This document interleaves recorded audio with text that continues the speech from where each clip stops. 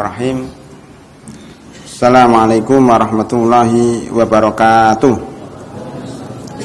Alhamdulillah wassalatu wassalamu ala Rasulillah wa ala alihi wa sahbihi wa tabi'ina lahum bi ihsanin ila yaumiddin. Tsumma amma ba'd. Hadirin dan hadirat jamaah salat zuhur rahimakumullah. Pada pertemuan kemarin kita telah membahas satu ayat dalam surat Al-Baqarah 233 tentang persusuan. Allah berfirman, wal walidatu yurdi'na auladahunna haulaini kamilaini liman arada ayyutimmar radha'ah. Dan para ibu hendaknya menyusui anak-anak mereka 2 tahun sempurna bagi yang ingin menyempurnakan susuan. Sudah kita bahas dalam satu pertemuan.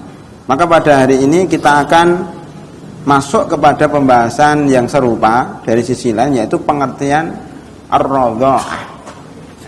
Wal walidatu yurdi'na auladahunna haulaini kamilaini liman arada ayyutimmar radha'ah, bagi yang kepingin menyempurnakan penyusuan. Apa itu penyusuan? Ar-radha'ah wa ma adraka ma ar-radha'ah. Penyusuan menurut fikih, para ulama berbeda pendapat di dalam mengartikannya. Umpamanya madhab Hanafiyah, para ulama dari madhab Abu Hanifah mengatakan ar-radha'ah adalah seorang bayi yang mengisap puting payudara seorang perempuan pada waktu tertentu. Jadi Hanafiyah ini mensyaratkan bayi itu menggigit, mengisap puting payudara seorang perempuan. Jadi kalau mengisap puting laki-laki itu enggak menyusui. Itu namanya gigit. Atau dia mengisap puting botol susu. Ya, dari botol kemudian disusuin. Itu namanya enggak nyusui, tapi apa? Minum botol. Minum air susu dari botol tidak dikatakan menyusui. Tidak dikatakan menyusui.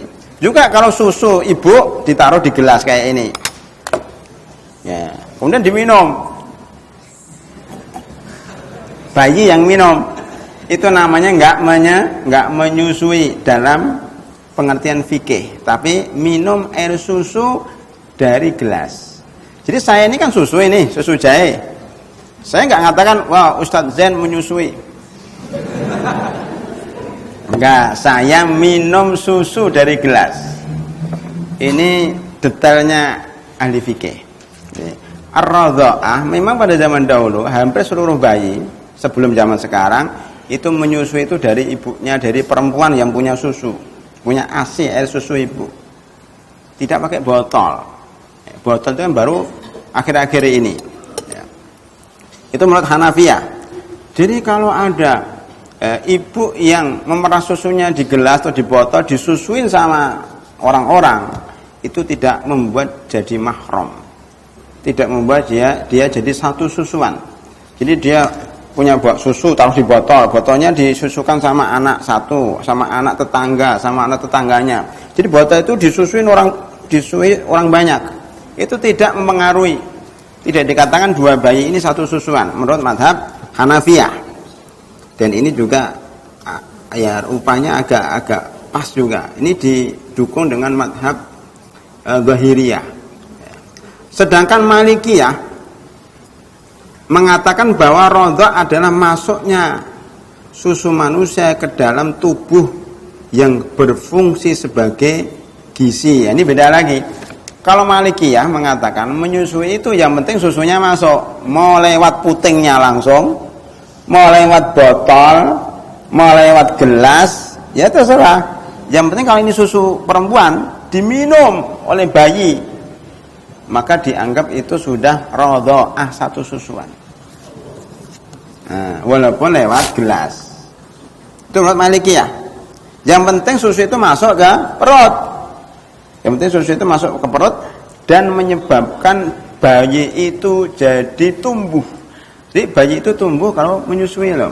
Kan itu hebatnya ya air susu ibu. Anda ini yang besar ini, itu jangan dikira ya kalau makan nasi banyak kemudian gede, itu enggak. Ternyata dulu waktu bayi Anda enggak makan nasi, tapi minum susu aja. Yang tadinya kecil, bayi yang umur 1 hari minum susu jadi gemuk besar-besar. 2 tahun itu enggak minum apa-apa kecuali susu. Di susu ibu itu mengandung gizi di situ, menggantikan ya nasi, ya lauk, ikan, ayam, kambing itu diganti dengan susu aja. Makanya cara memberikan makan sama bayi itu jangan bayinya dicecerin sayur, ikan, nasi, nggak begitu caranya. Caranya ibunya yang dicecer. Jadi ibunya itu suruh makan buah-buahan, sayur-sayuran, daging, ayam, daging kampung, apa dimasukkan semuanya. Lah itu nanti di dalam diri ibu itu diproses, intinya di susu itu. Nah itu intinya jadi susu itu mengandung kambing, mengandung ayam, mengandung sehingga ya bayi itu jadi besar. Itu hebatnya air susu ibu. Perasan inti daripada seluruh gizi. Makanya ASI sebagai yang kita terangkan kemarin itu tidak ada penggantinya untuk bayi di bawah 2 tahun. Nah sekarang untuk mahasiswa, untuk orang-orang besar juga ada, tapi bukan ASI. Umpamanya air perasan korma, ya sari korma, itu air susunya mahasiswa itu sari korma.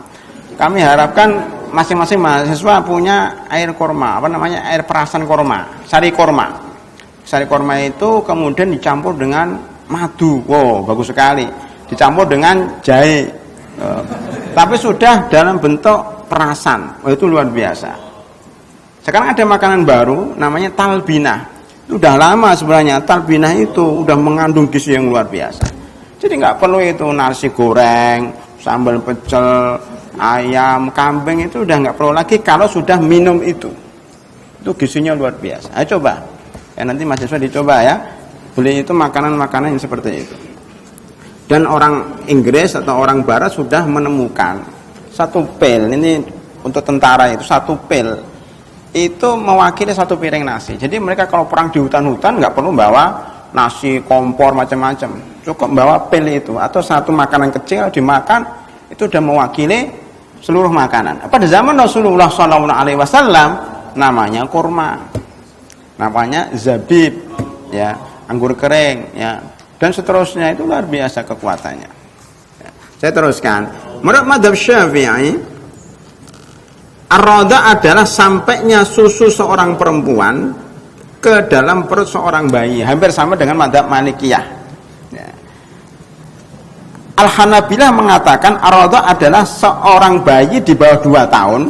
Nah, di sini Al-Hanabilah mensyaratkan bayi di bawah 2 tahun yang mengisap puting payudara perempuan yang muncul akibat kehamilan. Oh ini detail banget nih. Pertama apa? Mazhab Hanabilah mengatakan bayinya harus di bawah 2 tahun.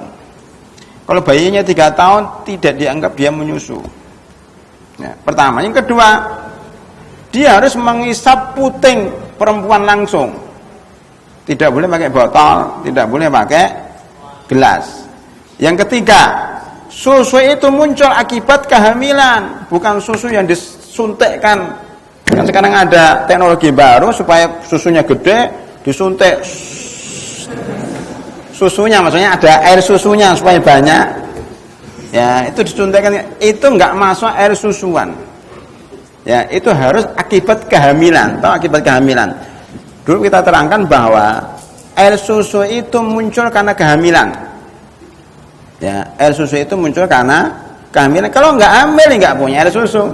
Dari mana air susunya? Kalau nggak hamil, hamil itu karena dihamilin oleh suaminya, oleh laki-laki yang lain, ya hamil. Hamil itu, ya hamil seorang bayi, ya janin bayi ini seperti anda ini, seperti kita ini, itu karena campuran antara sperma laki-laki dan sel telur perempuan. Jadi gabungan antara bapak dan ibu, maka muncullah kalian-kalian ini. Oleh karena itu susu muncul berbarengan dengan kehamilan. Makanya susu itu adiknya kandungan.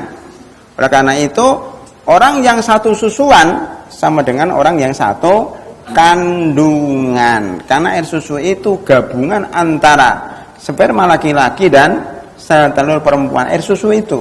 Oleh karena itu kalau orang minum dari air susu seorang perempuan berarti dia telah minum sesuatu yang berasal dari suaminya. Itu rahasianya di situ ya. Makanya disebutkan bahwa ya orang yang satu susuan sama dengan orang yang satu kandungan. Ya. Hadirin rahimakumullah, itu pengertian dari mazhab Hanabilah dan ini lebih rinci. Mari kita masuk ke bab berikutnya, batasan umur. Itu sudah disebutkan Hanabilah. Para ulama berbeda pendapat di dalam memberikan batasan umur ketika seorang menyusui, tapi mayoritas ulama mengatakan hanya di bawah 2 tahun. Dalilnya apa? Sudah saya sebut tadi. Wal walidatu yurdi'na auladahunna haulaini kamilaini liman arada ayyutimma radha'ah. Itu maksudnya bahwa bayi itu kalau di atas 2 tahun tidak menjadikan dia mahram. Batasan umurnya dari 2 tahun. Ya.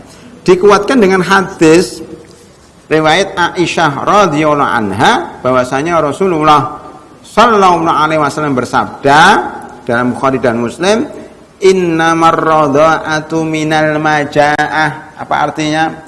Sesungguhnya susuan yang mengharamkan itu kalau dalam keadaan lapar. Maksudnya apa? Bayi itu lapar, minum susu jadi kenyang. Ya. Maksudnya bahwa bayi itu ketika minum susu tumbuh tulangnya, tumbuh dagingnya. Itu kapan?